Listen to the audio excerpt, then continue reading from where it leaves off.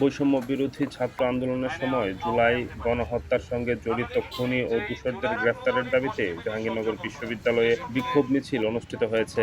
সোমবার বিকেলে জুলাই গণহত্যা বিচার নিশ্চিত পরিষদের আয়োজনে জাহাঙ্গীরনগর বিশ্ববিদ্যালয়ের শহীদ মিনার প্রাঙ্গণে শিক্ষার্থীরা জড়ো হয়ে বিক্ষোভ করে। পরে বিক্ষোভ মিছিলটি জাহাঙ্গীরনগর বিশ্ববিদ্যালয়ের ডেইরি গেটে ঢাকা আরিচা মহাসড়কে এসে রাস্তা অবরোধ করে।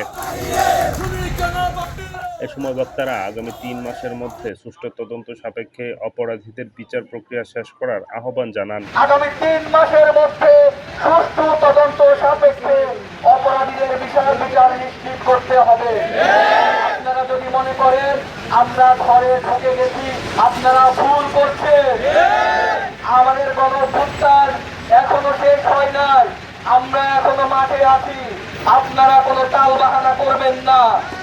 আমরা এখান থেকে স্পষ্ট জানিয়ে দিতে চাই, আমাদের দাবিগুলো যদি অতি সত্বর মেনে না নেওয়া হয়, আমরা কঠিন থেকে